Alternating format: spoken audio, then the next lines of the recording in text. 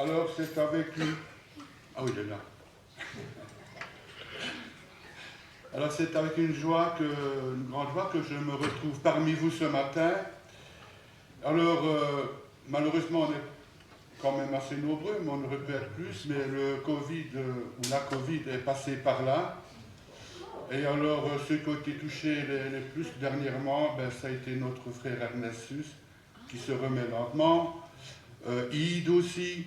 Maintenant, c'est Jean-François, son époux, qui est contaminé. J'en oublie peut-être encore une ou l'autre.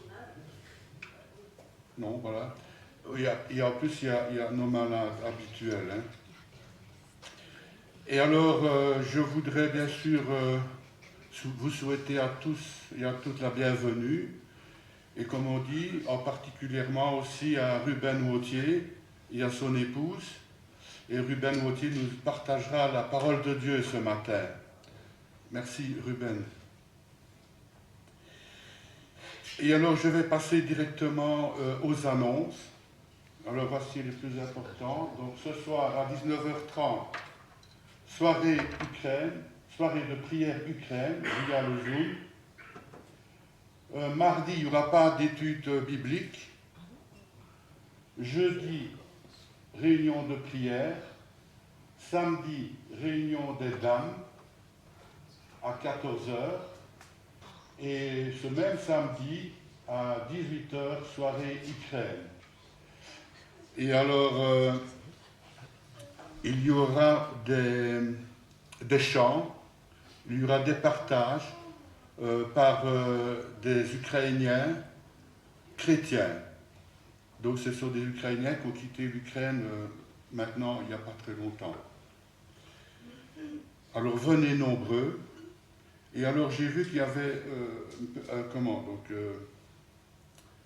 on va partager des tartes ou quoi comme, c'est ça. Hop, il faut que j'enlève mes lunettes. Après la soirée Ukraine, ou Dani, je ne sais pas. Ce ne sont pas des tartes, c'est un léger repas. C'est un léger... Ah, ok. Il n'y a pas de tarte. En fait, c'est un pain saucisse. Voilà. Ah oui, c'est vrai, oui, ok, voilà. Et ça coûte combien? Parce que les bénéfices vont aller pour une association qui s'occupe de l'aide aux Ukrainiens. Participation libre, chacun décide. Ah, ok, participation libre. Tous les dons sont reversés à l'Ukraine. Ça va, voilà. Enfin, si vous voulez avoir plus de renseignements, adressez-vous à Dani, à Olivier et à Karine, je pense que je l'ai vu, et à Anne-Laure. Merci à eux. Alors, le vendredi saint, qui est le 15 avril, nous aurons un culte avec Sainte Seine à 19h30. Et dimanche, le 17 avril, nous aurons la visite de notre frère. Son prénom, c'est bien Michel Pierson. Voilà. Alors, vous voyez qu'on a de l'aide, des APEB pour prêcher la bonne parole. Et merci à eux de nous donner des prédicateurs, ou nous prêter des prédicateurs. Voilà. Alors, si vous voulez bien, on va remettre ce culte. Y a-t-il d'autres annonces à faire, peut-être, que j'ai oublié ou quoi comme? Non? Ben, on va passer à la prière. Et on va prier pour que Dieu mette ce culte sous son regard et sous ses mains bénies. Prions. Seigneur, je te remercie parce que tu as mené nos pas dans ta maison ce matin. Tu nous as donné, Seigneur, cette envie de te louer, parce que toi seul tu le mérites. Merci, Seigneur, parce que tu es parmi nous aujourd'hui. Tu l'as dit dans ta parole. Merci, Seigneur, parce que ce que tu vas nous partager aujourd'hui, c'est toujours pour notre bien, pour notre édification. Merci Seigneur parce que tu as pris soin de nous durant cette semaine. Merci Seigneur pour tous ceux qui sont ici, parmi nous. Merci Seigneur parce que tu prends soin aussi de nos malades. Tu prends soin de nos personnes âgées. Tu prends soin des jeunes et des moins jeunes. Seigneur, nous voulons vraiment remettre ce culte entre tes mains et pour ta seule gloire. Bénis-nous chacun, Seigneur, ce matin. Au nom de Jésus. Amen. Alors maintenant, je vais demander au groupe musical de nous aider à nous apprendre un nouveau chant qui est « Jésus a tout accompli ».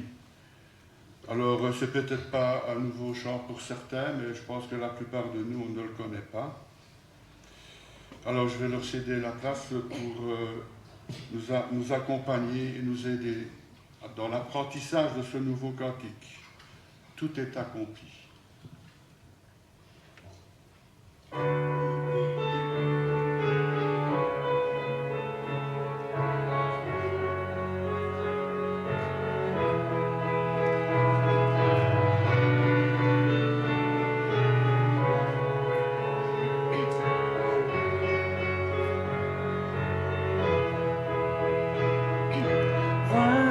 Jésus dans le jardin, il accepte notre Dieu.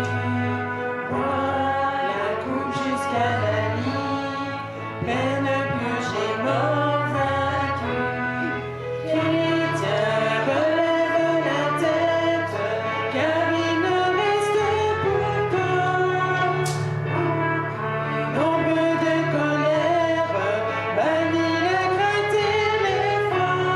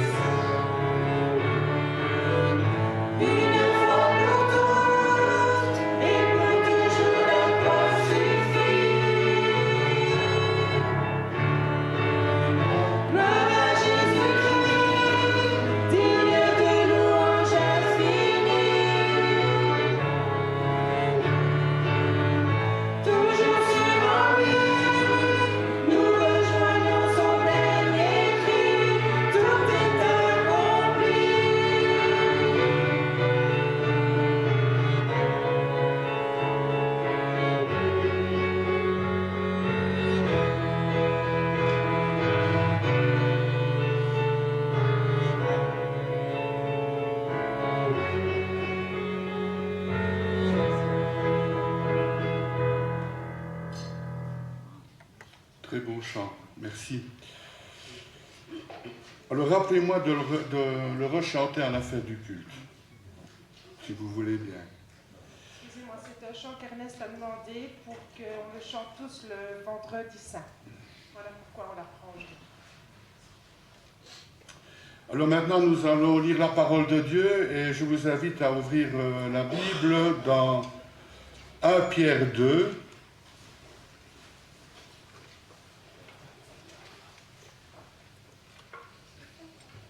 1 Pierre 2, versets 1 à 10.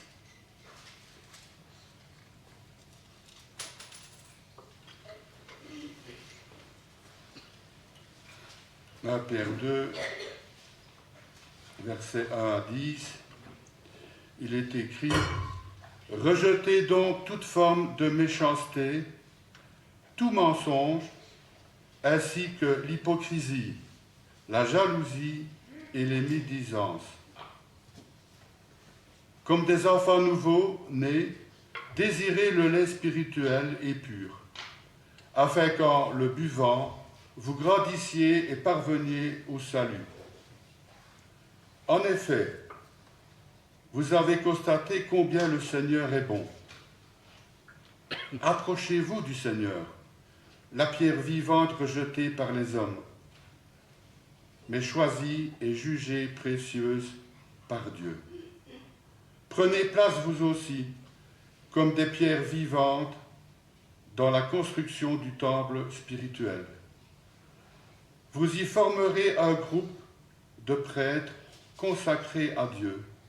Vous lui offrirez des sacrifices spirituels qui lui seront agréables par Jésus-Christ. Car voici ce qui est dit dans l'Écriture. J'ai choisi une précieuse pierre que je vais placer comme une pierre d'angle en Sion. Et celui qui lui fait confiance ne sera jamais déçu. Cette pierre est d'une grande valeur pour vous, les croyants. Mais pour les incroyants, la pierre que les bâtisseurs avaient rejetée est devenue la pierre principale. Et ailleurs, il est dit encore, c'est une pierre qui fait trébucher, un rocher qui fait tomber. Ces gens ont trébuché parce qu'ils ont refusé d'obéir à la parole de Dieu. Et c'est à cela qu'ils étaient destinés.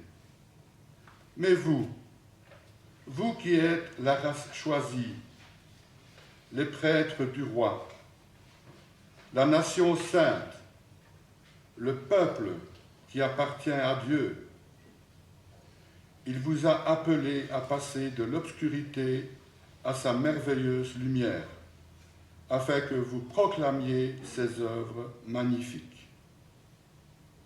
Autrefois, vous n'étiez pas le peuple de Dieu, mais maintenant vous êtes son peuple. Autrefois, vous étiez privés de la compassion de Dieu, mais maintenant, elle vous a été accordée. Alors, je vais m'attarder au verset 9, qui dit « Mais vous êtes la race choisie, les prêtres du roi, la nation sainte, le peuple qui appartient à Dieu. Il vous a appelé à passer de l'obscurité à sa merveilleuse lumière, afin que vous proclamiez ses œuvres magnifiques. » La Bible nous donne ici un aperçu d'une foule unie par la foi en Jésus-Christ. Vous êtes une race élue, une lignée choisie. Dans d'autres versions, il est écrit un sacerdoce royal, une nation sainte, un peuple acquis, afin que vous annonciez les vertus de celui qui vous a appelé des ténèbres, son admirable lumière.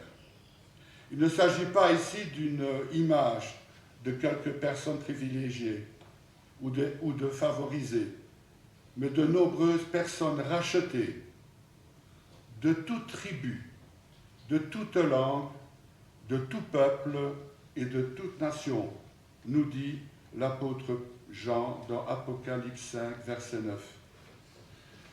Aujourd'hui, nous sommes dispersés sur la surface de la terre et beaucoup de gens se sentent isolés et souffrent à cause de leur appartenance à Jésus.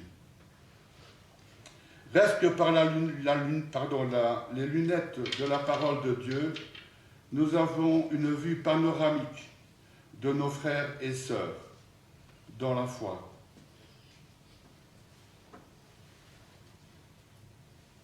De toute tribu, de toute langue, de tout peuple et de toute nation.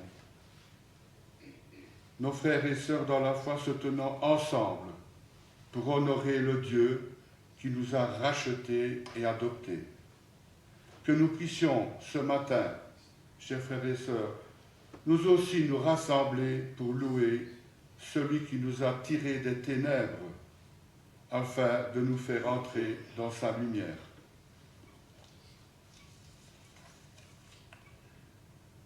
Et nous allons maintenant avoir notre moment de louange par les chants et je vous invite à chanter le chant 217, Mon secours est en toi.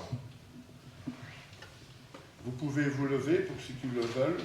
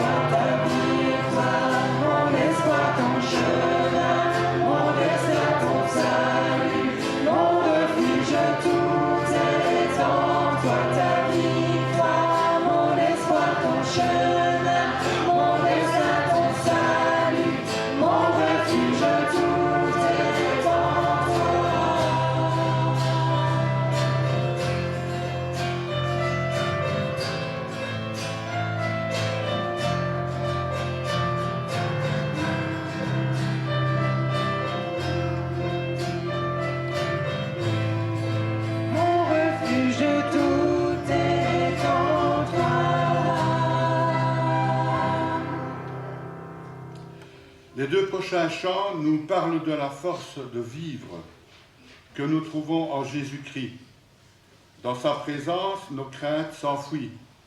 L'espoir renaît en voyant Dieu. Dieu qui est notre roc au séjour de la détresse, qui nous relève, qui nous protège, qui est fidèle et qui ne change pas. La louange a le pouvoir d'alléger nos fardeaux les plus lourds. Alors continuons à louer notre Dieu avec le chant 205 suivi du 129. Le 205, Hosanna, et le 129, Dieu fidèle.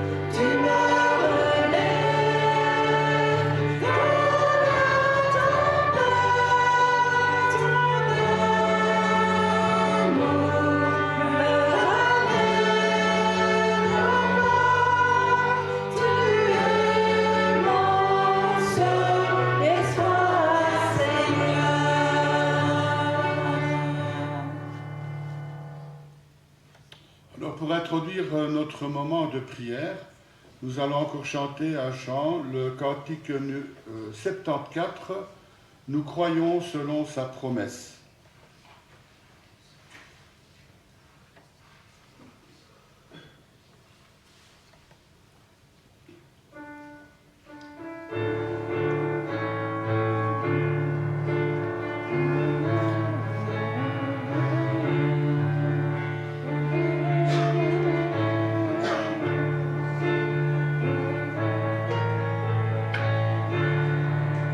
Nous croyons que selon sa promesse, Jésus-Christ est parmi nous. Il nous guide et nous garde sans cesse, son regard veille sur nous. Si parfois nous sommes en détresse, si le monde et Satan nous oppressent, Jésus-Christ jamais ne nous délaisse. Il est toujours parmi nous. Nous croyons que selon sa promesse, Jésus-Christ est parmi nous. Il nous guide et nous garde sans cesse, son regard veille sur nous. Si parfois nous sommes en détresse, si le monde et Satan nous oppressent, Jésus-Christ jamais ne nous délaisse. Il est toujours parmi nous. Si parfois nous sommes en détresse, si le monde et Satan nous oppressent, Jésus-Christ jamais ne nous délaisse. Il est toujours parmi nous. Jésus-Christ jamais ne nous délaisse, il est toujours parmi nous. Et c'est vrai, Jésus-Christ nous a promis d'être parmi nous. Et nous allons maintenant le remercier pour ce qu'il a fait durant nos vies, durant cette semaine. Nous pouvons aussi prier pour nos malades, pour toutes les choses aussi que Jésus nous donne chaque jour. Et nous allons passer donc un moment dans la prière, que chacun se sente libre de prier.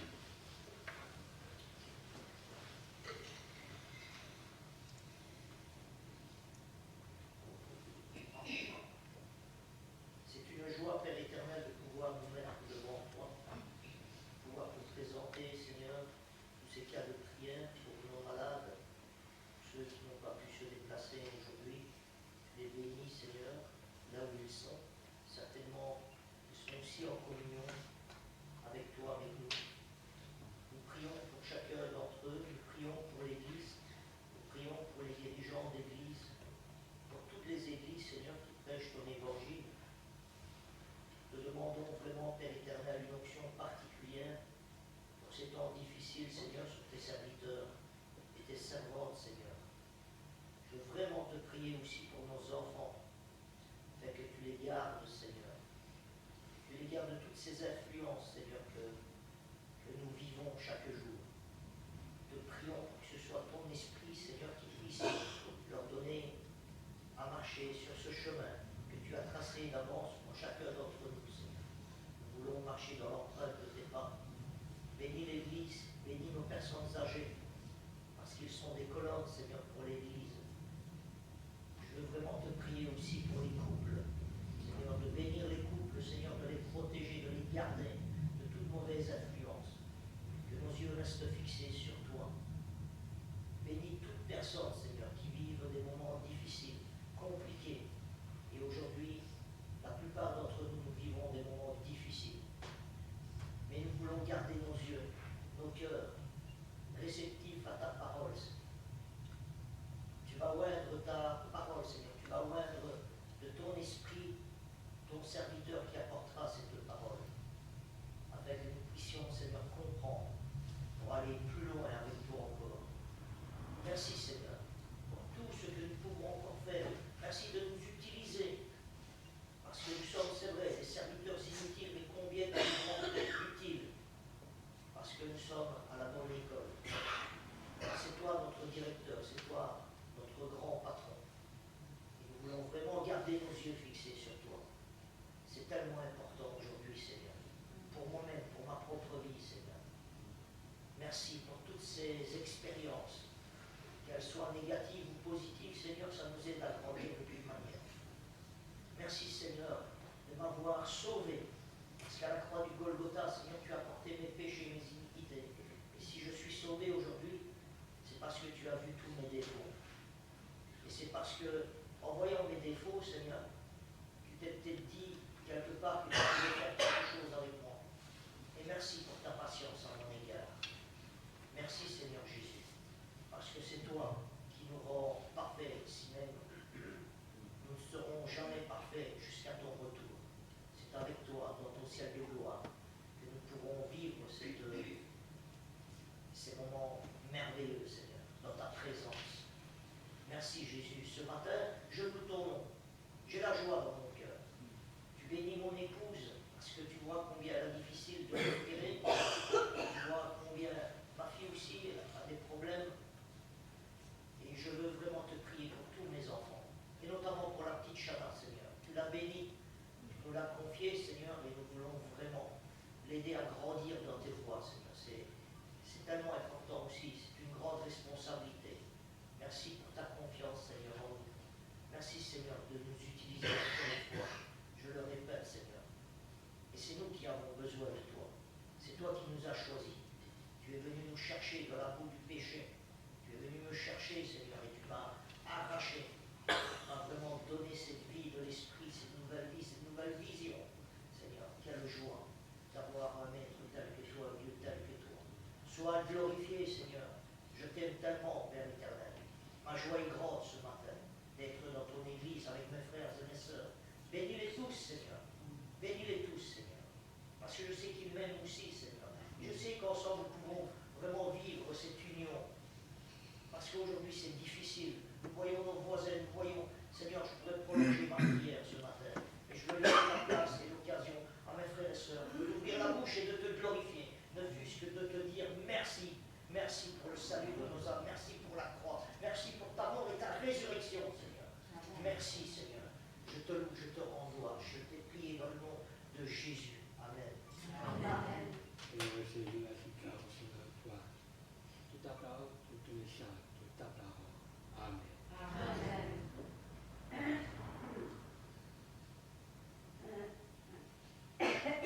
Seigneur Tout-Puissant, c'est une grâce de t'appartenir, Seigneur. Tu nous as choisis, tu nous as aimés le premier, Seigneur. Que tu puisses nous utiliser, ouvrir nos cœurs, afin d'être une bénédiction pour chaque personne que nous rencontrons, Seigneur. Merci pour ta fidélité, merci parce que tu ne nous déçois jamais, Seigneur. Je t'aime, Seigneur. Sois glorifié, sois loué, Seigneur. Amen. Amen.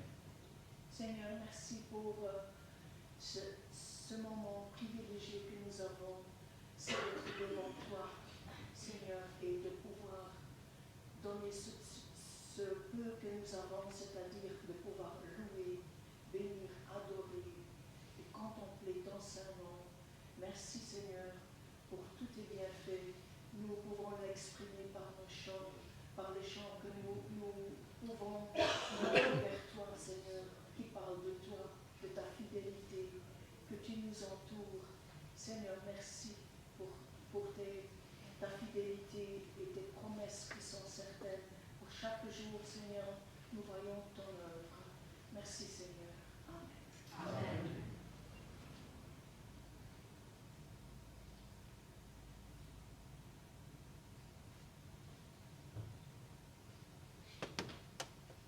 Seigneur, je voudrais te remercier, Seigneur, d'être encore ici présent aujourd'hui, Seigneur. Merci, Seigneur, parce que tu es chaque jour à côté de nous, Seigneur.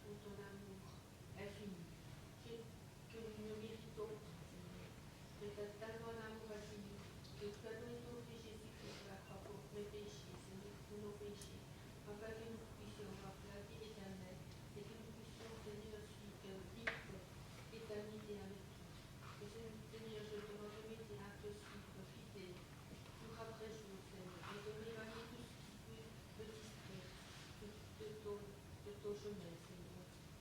Je te remercie, Seigneur, parce que tu nous as donné une famille. Et je te prie pour tous ceux qui délaissent, Seigneur, la famille, qui abandonnent, Seigneur. Je demande de leur parler à leur cœur, Seigneur, et qu'ils sachent que tu les aimes. Je te remercie encore pour ta grâce. Amen.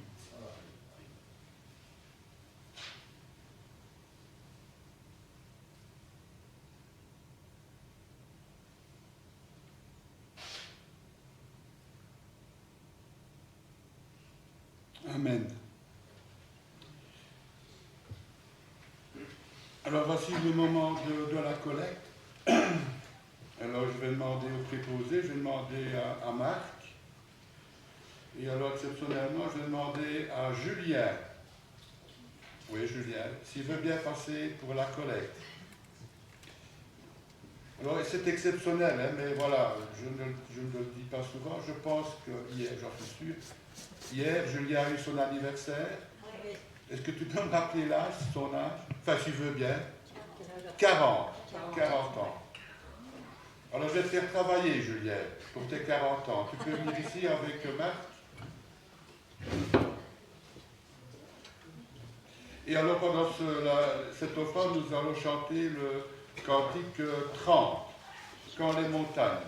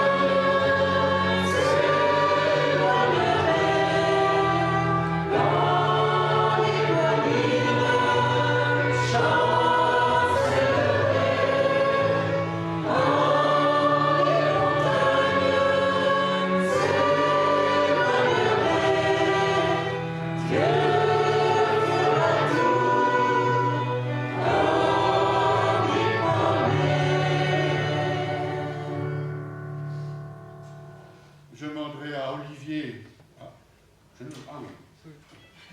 s'il veut bien prier pour cette offrande.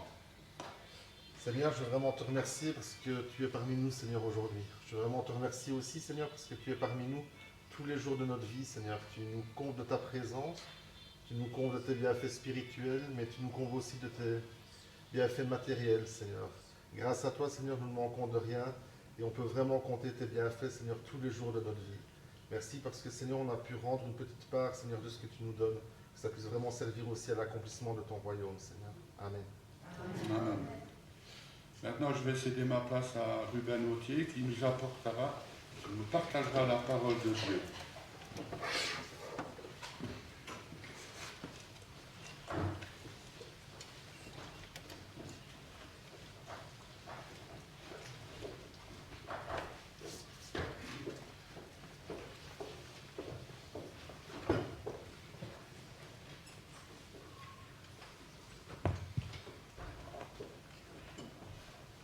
Merci, Edouard. D'accord.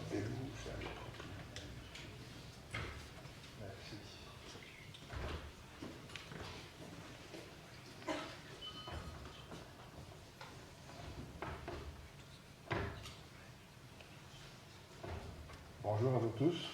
Je n'ai pas eu l'occasion de vous saluer ce matin. Recevez d'abord les salutations de notre église à Carnières, une église sœur. Et recevez également le bonjour de mon épouse qui est parmi nous ce matin. Que le Seigneur bénisse sa parole. On va prier si vous voulez bien. Seigneur, nous voici en effet devant toi, devant ta parole. Elle est précieuse pour nous. Que ferions-nous, Seigneur, sans tes instructions, sans ce que tu veux nous apporter, Seigneur, pour notre vie de tous les jours. Et encore ce matin, nous désirons tous ensemble nous placer devant toi, nous ouvrir nos cœurs à ton esprit afin qu'il puisse nous faire comprendre ce que tu veux de nous ce matin. Seigneur, change nos vies. Cette parole, elle a besoin d'avoir un effet dans nos vies. Elle a besoin de nous changer. Elle a besoin de nous rendre semblables à notre modèle, le Seigneur Jésus-Christ. Et on te prie de nous aider ce matin à la comprendre et à la mettre en pratique. Au nom du Seigneur Jésus. Amen. Amen. Nous vivons une période difficile. On l'a entendu dans nos prières ce matin. Pandémie, guerre, inflation, insécurité, fake news, drôle de période dans laquelle nous vivons, dans laquelle nous sommes plongés, dans laquelle nous avons quelquefois du mal à sortir. Et cela amène malheureusement certains chrétiens de nos églises à se décourager, à quelquefois même baisser les bras. Ils sont moins fidèles à l'Église, lisent peut-être moins leur Bible et quelques-uns, peut-être, abandonnent le combat de la foi. C'est ce que nous constatons dans notre Église à Carnières. Je ne vous connais pas, donc je ne peux pas juger de ce qui se passe ici, mais voilà. C'est difficile de reprendre après la pandémie. Pourtant, il y a un sujet qui devrait nous encourager, nous stimuler, nous rassembler. Tout d'abord, pour nous, les chrétiens, enfants de Dieu, quel est notre regard devant ce monde agité? Quelle est notre perspective d'avenir? Sur quoi avons-nous les yeux fixés? Eh bien, ce matin, je voudrais vous parler du retour du Seigneur. Dans ces temps de morosité, le retour du Seigneur devrait être une source d'optimisme, d'encouragement, de joie et d'espoir. La perspective d'être enfin dans sa présence, réunis avec tous nos frères et sœurs dans son ciel glorieux, devrait nous stimuler à vivre dans cette attente glorieuse de la rencontre avec notre Seigneur et Sauveur. Cela doit être notre espérance ultime, notre prière de tous les jours. Plus que jamais, cette phrase incluse dans la prière du Seigneur, « Que ton règne vienne », devrait être sur nos lèvres dans nos moments d'intimité avec le Seigneur.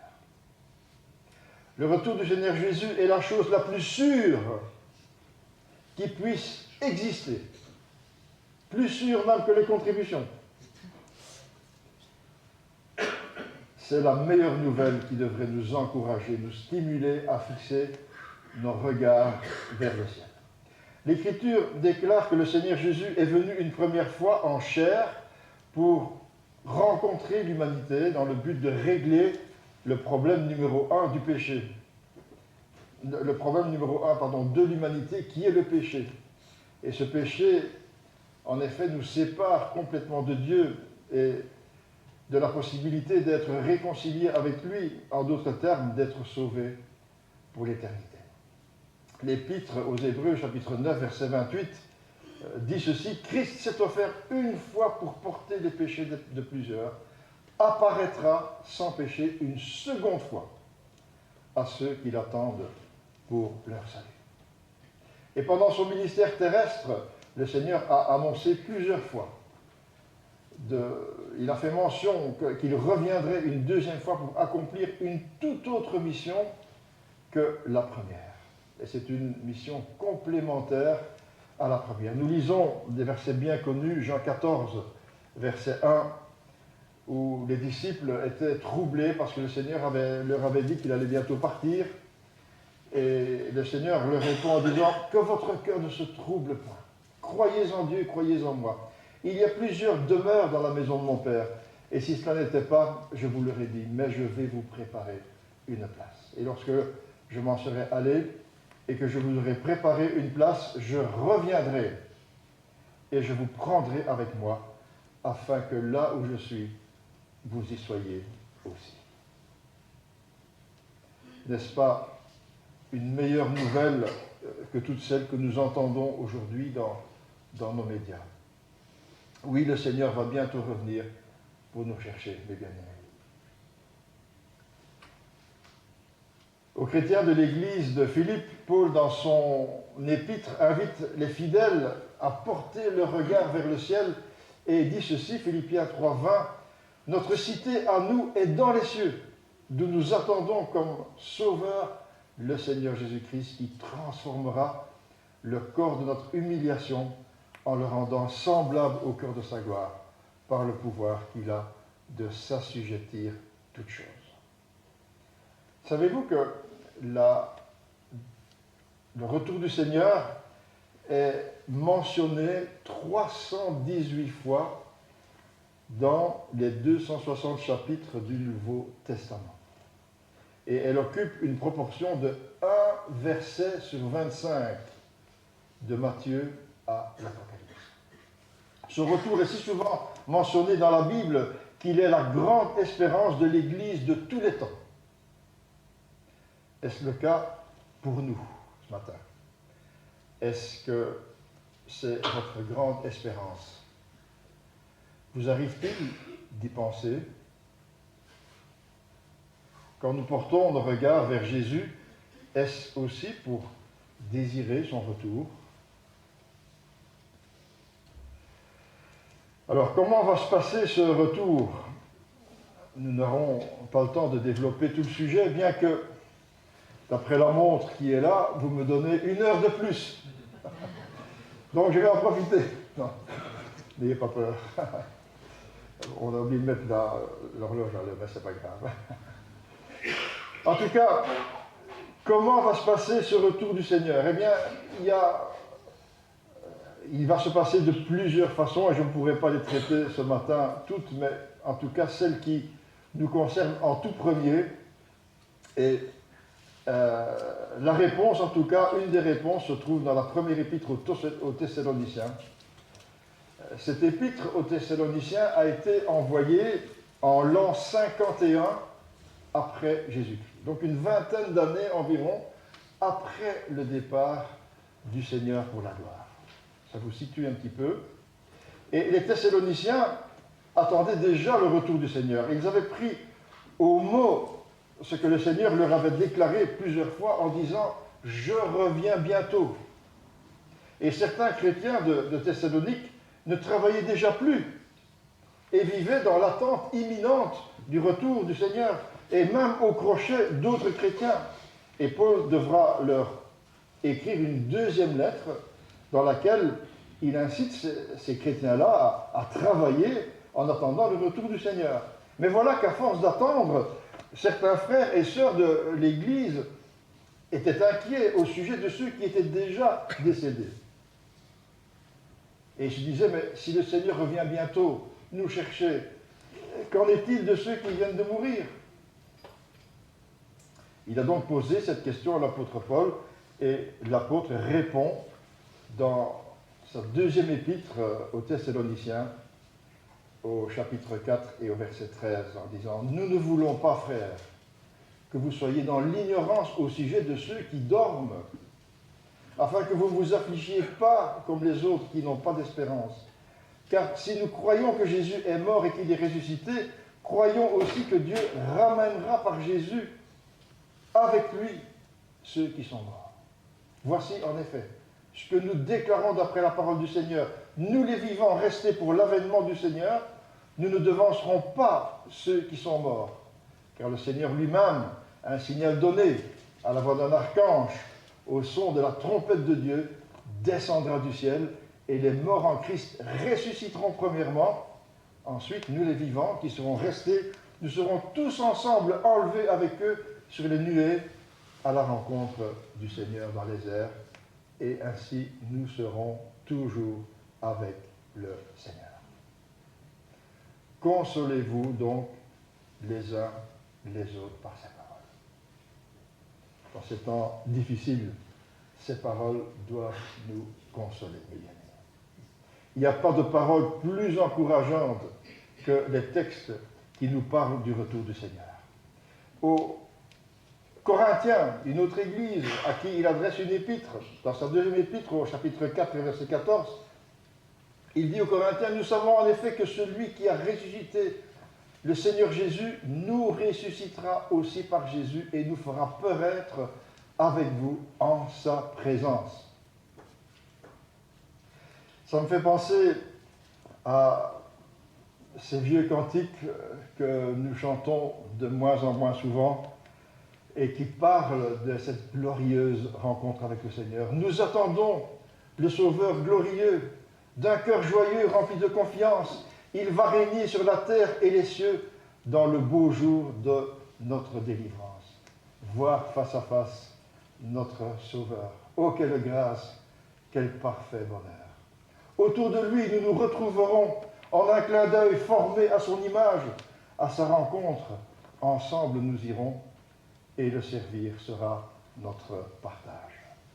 Voir face à face notre Sauveur. Oh, quelle grâce, quel parfait bonheur. Là, le soleil chasse l'obscurité. Un jour sans fin succède à la nuit sombre. Plus d'ouragan dans ce port abrité. Oh, quel bonheur! Le bonheur sera pur et sans ombre. Tout près de lui, nous pourrons approcher. Et notre main dans la sienne tenue, dans les lieux saints, qu'il sera beau de marcher après la foi, pour toujours par la vue, voir face à face notre Sauveur. Oh, quelle grâce, quel parfait bonheur. Vous connaissez ce vieux cantique, ça vous arrive encore de le chanter. Consolez-vous les uns des autres par ces choses, disait l'apôtre aux Thessaloniciens. Et dans ces temps difficiles que nous vivons aujourd'hui, le retour du Seigneur est la doctrine par excellence que Dieu nous commande d'apporter comme consolation aux chrétiens qui sont découragés, démotivés et même souffrants. Frères et sœurs, nous avons souvent besoin d'être consolés. Et ça a toujours existé. Dans l'Ancien Testament, Ésaïe disait déjà au chapitre 40, verset 1, « Consolez, consolez mon peuple, dit notre Dieu. » Et au verset 9 d'Ésaïe 40, « Monte sur une haute montagne, Sion, pour publier la bonne nouvelle. Élève avec force ta voix, Jérusalem, pour publier la bonne nouvelle.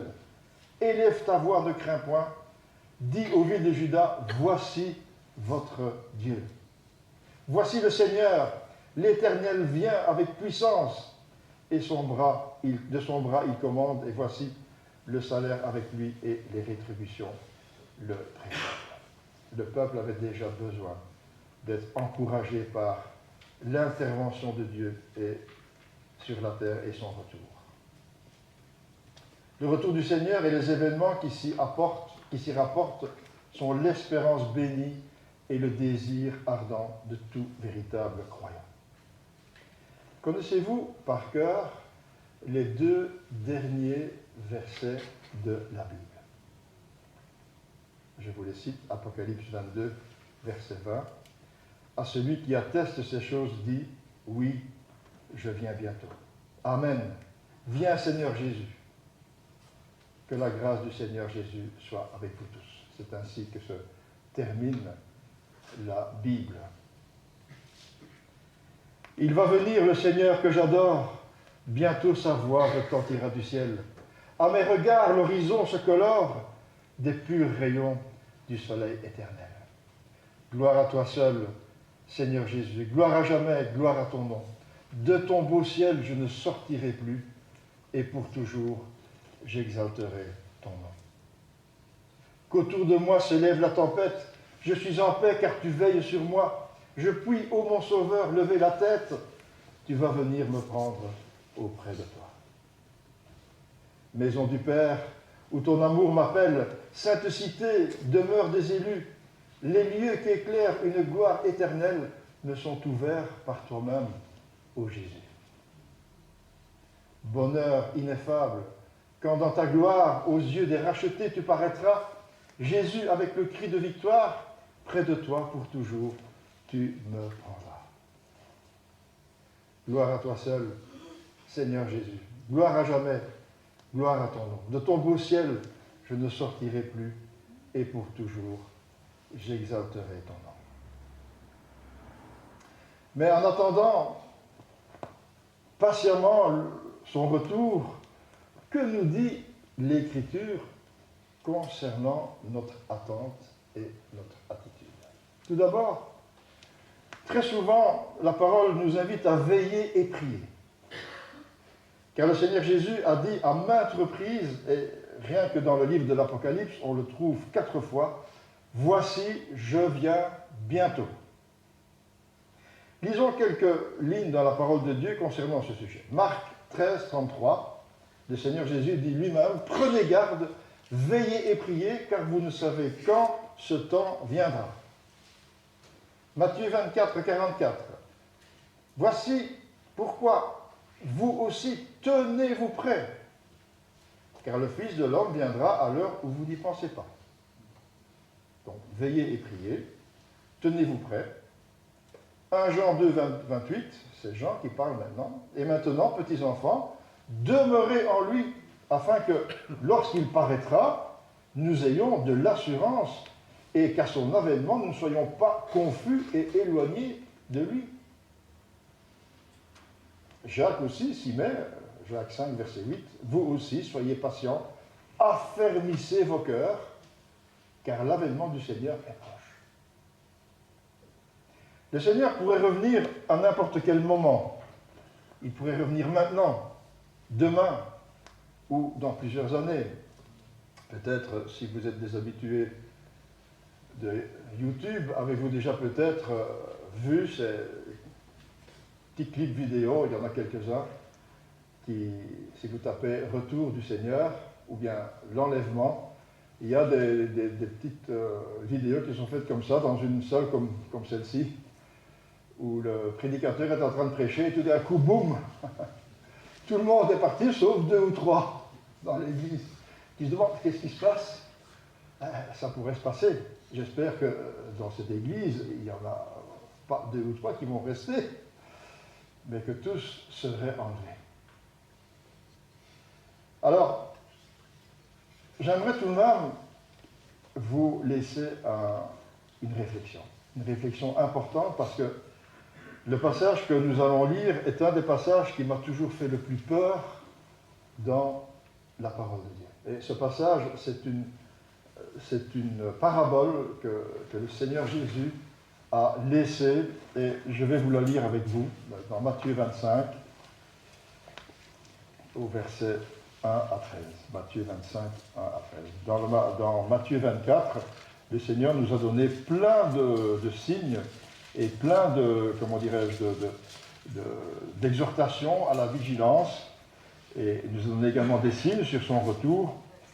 Et au chapitre 25, le Seigneur parle de la parabole des 10 vierges.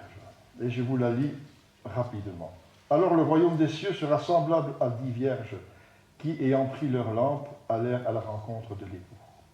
5 d'entre elles étaient folles et 5 sages. Les folles, en prenant leur lampe, ne prirent point d'huile avec elles, mais les sages prirent avec leur lampe de l'huile dans des vases. Comme l'époux tardait, toutes s'assoupirent et s'endormirent. Et au milieu de la nuit, on cria « Voici l'époux, allez à sa rencontre !» Alors toutes ces vierges se réveillèrent et préparèrent leurs lampes. Les folles dirent aux sages « Donnez-nous de l'huile, car nos lampes s'éteignent. » Les sages répondirent « Non, il n'y en aurait pas assez pour nous et pour vous. Allez plutôt chez ceux qui en vendent et achetez-en pour vous. Pendant qu'elles allaient en acheter, l'époux arriva. Celles qui étaient prêtes entrèrent avec lui dans la salle des noces, et la porte fut fermée. Et plus tard, les autres vierges vinrent et dirent, Seigneur, Seigneur, ouvre-nous. Et je crois qu'elles n'ont pas dit ça comme ça, elles ont certainement crié, Seigneur, Seigneur, ouvre-nous. Mais il répondit, je vous le dis, en vérité, je ne vous connais pas. Veillez donc, puisque vous ne savez ni le jour ni l'heure. Chaque fois que je lisais ce passage, ou quand j'entendais un message à ce sujet, j'avais peur. Je me demandais, dans quel groupe je suis? Comment comprendre ce passage, les bien-aimés? Cette période, cette métaphore, correspond justement, je crois, à l'époque dans laquelle nous vivons aujourd'hui. L'Église, future épouse du Seigneur, attendant sa venue pour célébrer les noces de l'amour. Verset 6. Au milieu de la nuit, il y eut un cri, voici l'époux, sortez à sa rencontre. Et aujourd'hui aussi, les signes avant-coureurs mentionnés dans l'Écriture sont nombreux. Et ces passages crient « Voici l'époux ». Matthieu 24, 4, par exemple. Jésus leur répondit « Prenez garde que personne ne vous séduise, car plusieurs viendront sous mon nom en disant « C'est moi qui suis le Christ ». Et ils séduiront beaucoup de gens. Vous allez entendre parler de guerre et de bruit de guerre. Gardez-vous de vous alarmer, car cela doit arriver, mais ce ne sera pas encore la fin. Une nation s'élèvera contre une nation, un royaume contre un royaume, et il y aura par endroits des famines et des tremblements de terre. Un autre passage qui crie « L'époux vient ». 2 Timothée chapitre 3 verset 1, où l'apôtre dit à Timothée « Sache que dans les derniers jours, il y aura des temps difficiles. Les hommes seront égoïstes, amis de l'argent, vantards, orgueilleux, blasphémateurs, rebelles à leurs parents, ingrats, impies, insensibles, incapables, calomniateurs, violents, cruels, ennemis du bien, traîtres, emportés, aveuglés par l'orgueil, amis du plaisir plus que de Dieu. Ils auront l'apparence de la piété, mais renieront ce qui en fait la force. Éloigne-toi de ces gens-là. Les événements dans le monde autour de nous, bien-aimés, crient « Voici l'époux ». Et parmi les jeunes filles, certains sont folles et d'autres sont sages. Les folles n'ont pas de réserve d'huile, alors que les autres sont équipées pour durer. Peut-être faut-il rappeler que l'huile, à l'époque, servait entre autres de combustible pour les lampes. On l'utilisait aussi, bien sûr, pour la nourriture, et aussi pour soigner les plaies, pour adoucir les souffrances. L'huile parfumée servait comme un produit de beauté pour adoucir la peau. Mais elle servait aussi aux onctions des sacrificateurs, des prophètes, des rois, indiquant symboliquement leur mise à part pour le service de Dieu. Et dans le Nouveau Testament, la même chose. L'huile symbolise le Saint-Esprit que les rachetés du Christ ont reçu à leur nouvelle naissance, devenant une race élue. Notre frère Édouard a lu ce matin, une race élue, un sacerdoce royal, des rois et des sacrificateurs pour notre Dieu. On raconte qu'un homme de Dieu, père du désert, enseignait en prenant une lampe à huile en main. Et il disait ceci, vous voyez cette lampe, elle est en bon état. Si elle ne reçoit pas sa ration d'huile au bout d'un moment, elle va sûrement s'éteindre et l'obscurité l'entourera. Il se peut même qu'une souris vienne pour en grignoter la mèche pendant qu'elle ne dégage plus de chaleur. Et en tirant sur la mèche pour la manger, la souris risque de renverser la lampe et comme elle est en argile, le plus souvent, elle casse. Il en est de même avec l'homme qui ne prend pas soin d'entretenir sa flamme. En lui, la chaleur de l'esprit est faible. Il arrive que des souris le mordillent et puis le renversent. Les 10 vierges sont prêtes à rencontrer l'époux. Mais comme l'époux n'a pas donné d'heure à laquelle il allait venir, le temps passe. Il tarde et elles finissent par s'endormir toutes les 10. Bien-aimés, le cœur de ce récit, c'est le retard du marié. Je répète parce que c'est important. Le cœur de ce récit, c'est le retard du marié. C'est ce que nous vivons aujourd'hui. Le Seigneur a dit qu'il revient bientôt. Il y a des signes autour de nous. Israël est revenu dans son pays en 1948. Un des plus grands signes du retour du Seigneur. Et le Seigneur tarde aujourd'hui. Dans le récit précédent, dans Matthieu chapitre 24, le Seigneur Jésus insiste sur ce fait. C'est pourquoi vous aussi tenez-vous prêts, car le Fils de l'homme viendra à l'heure où vous n'y pensez pas. Comment interpréter que les 10 jeunes filles s'endorment toutes?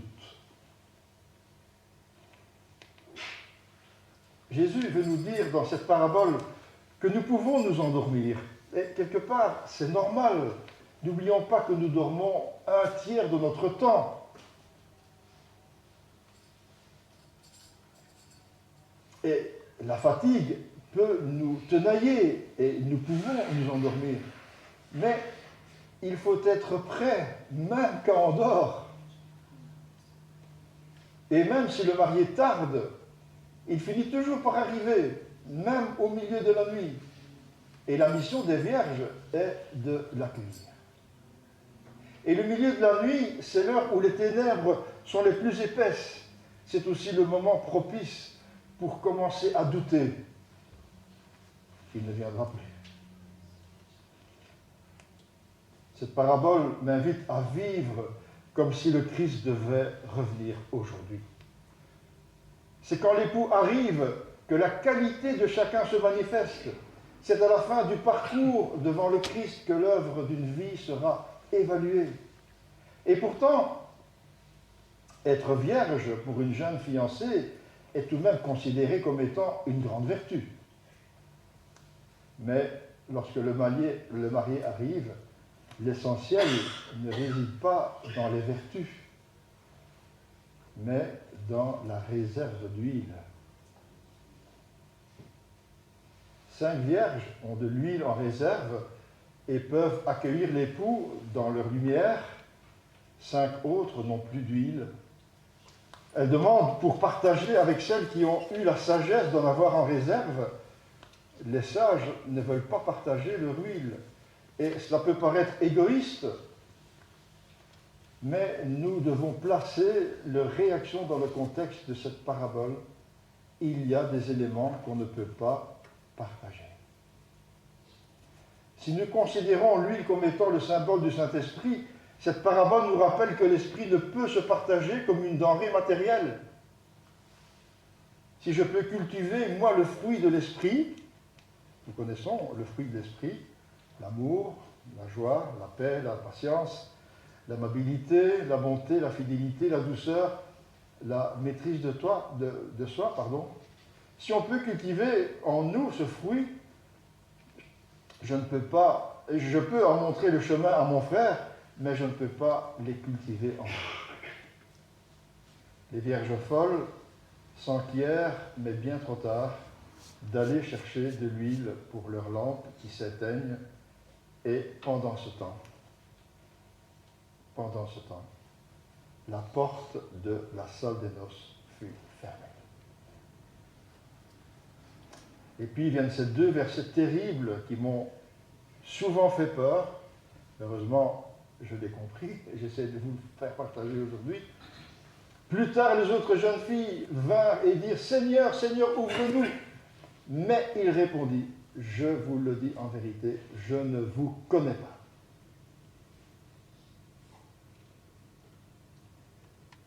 chers frères et sœurs bien-aimés. La vie nous apprend quelquefois qu'il est trop tard.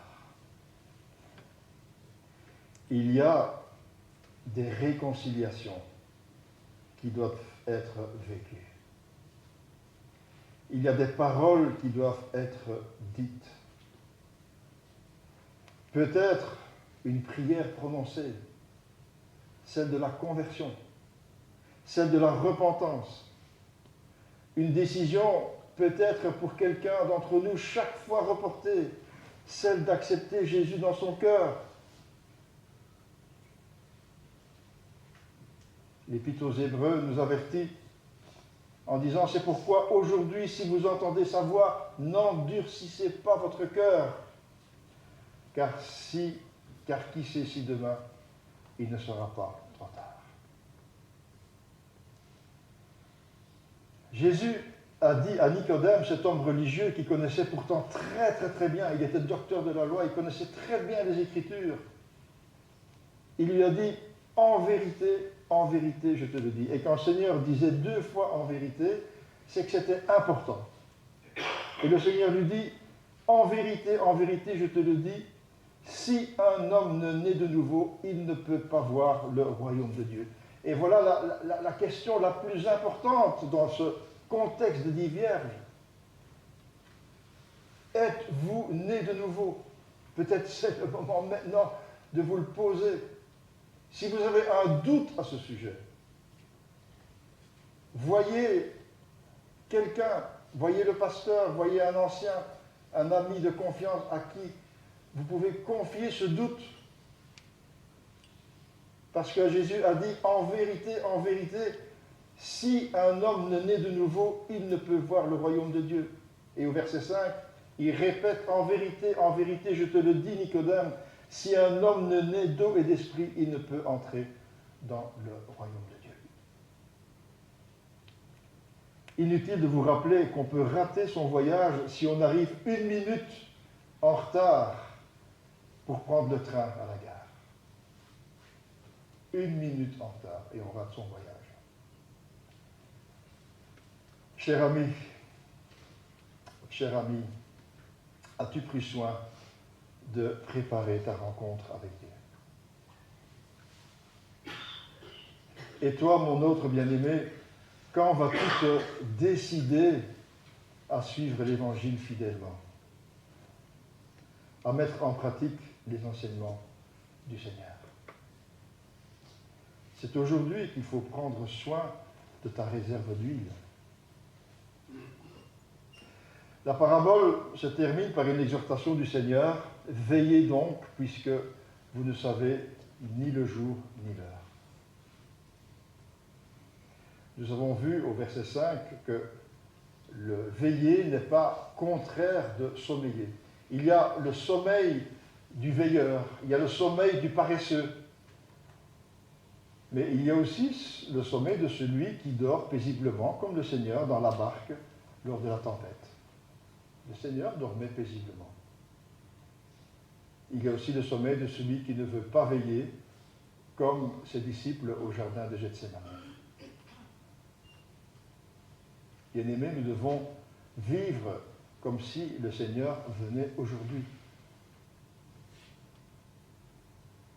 Pour nous chrétiens, veillons à prendre soin de notre niveau d'huile. Veillons que notre lampe soit toujours bien remplie pour briller et illuminer notre rencontre avec le Seigneur, car bientôt nous allons rencontrer le Seigneur et comme le dit ce cantique, on va contempler notre Dieu sur son trône, vivre avec Jésus dans le ciel, jeter à ses pieds ma couronne, c'est là le bonheur éternel. Dans le ciel, vivre avec Jésus dans le ciel, c'est là le bonheur éternel. Unir ma voix au chant des anges, bénir, louer Emmanuel, chanter à jamais ses louanges, c'est là le bonheur éternel.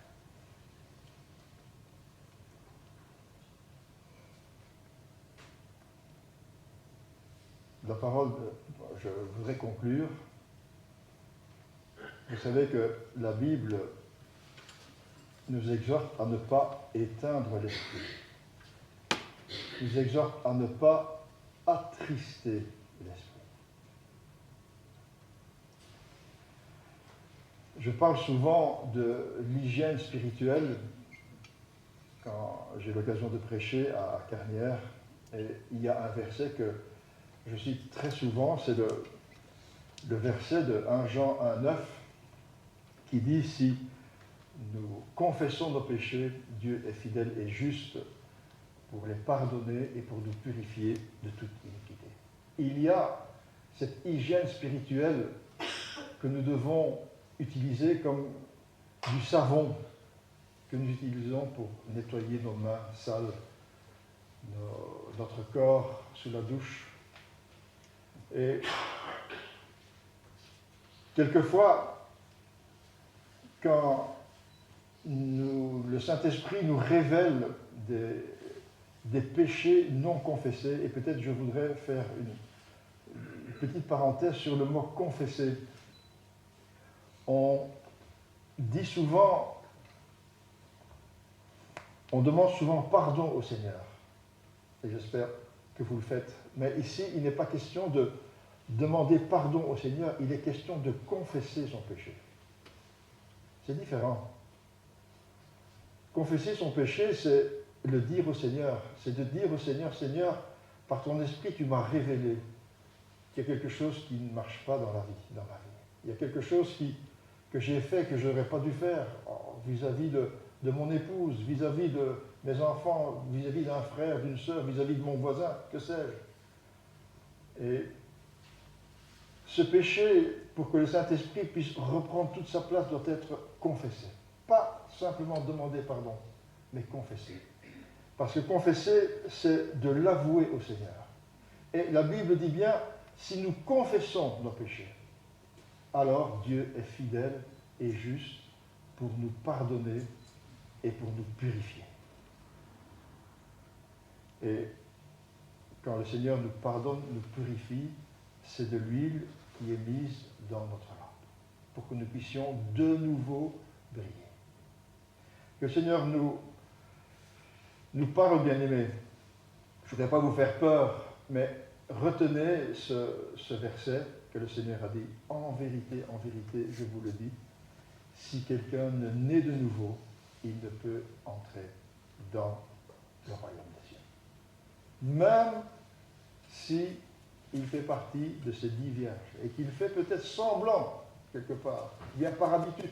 Et je prie souvent pour nos enfants qui sont habitués aux choses de Dieu, qui entendent l'Évangile aux écoles de dimanche, et qui, vers l'âge de la raison, quand ils sont adolescents ou jeunes, l'Évangile peut passer quelquefois au-dessus d'eux, parce qu'ils connaissent tout, ils connaissent les histoires, mais peut-être ne sont-ils pas nés de nouveau.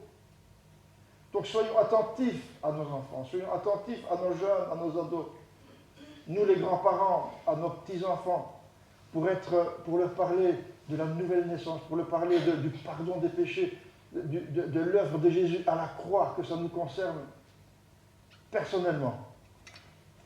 Je vous laisse un dernier mot. Mon témoignage, c'était vers l'âge de 11 ans, si mes souvenirs sont plus ou moins bons, je ne me souviens pas exactement, où pour la première fois, c'était dans ma chambre, et je revenais de l'école, et je m'installais à mon bureau pour faire mes devoirs, et ma mère faisait la chambre. Et je ne sais pas comment, est-ce qu'elle l'a fait exprès ou pas, je ne sais pas. En tout cas, sur le lit, il y avait une Bible ouverte. Et c'était une Bible illustrée. Et c'est justement la page de la crucifixion. Et Jésus était là en croix, entouré de 2 brigands. Et mon regard a été attiré par cette image. Et tout d'un coup, j'ai demandé à maman, mais le Seigneur Jésus, je le connais bien pourtant, est-ce qu'il n'a pas toujours fait du bien? Est-ce qu'il n'a pas toujours été, est-ce qu'il n'a pas fait des miracles? Est-ce qu'il n'était pas bon? Mais pourquoi il est sur une croix? Et là, la première fois, ma mère m'a expliqué Elle m'a dit, il est mort pour toi. Et là, pour la première fois, si vous voulez, j'ai compris. J'ai compris l'œuvre du Seigneur alors que je connaissais tout ça de l'école du dimanche. Donc veillons, mes bien-aimés, à ce que nos enfants, nos petits-enfants, nos jeunes ne passent pas au-dessus du salut. Voilà. Que le Seigneur bénisse sa parole. Bien-aimés. Amen. Amen.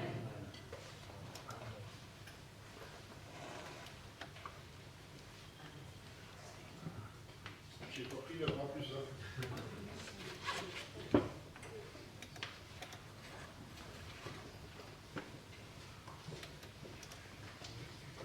Alors, merci à Ruben pour ces paroles bénies. Ben, je n'aime même pas les inviter, ils viennent tout seuls. Alors, voilà, mais je me rappelle quand même, je vous avais promis qu'on chanterait pour terminer le culte, le chant Jésus tout accompli qu'on a appris tout à l'heure. Alors voilà, je vous cède la place du musicien.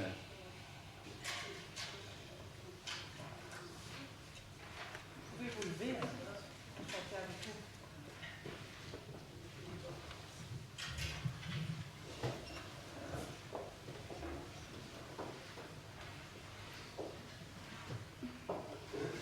Amen.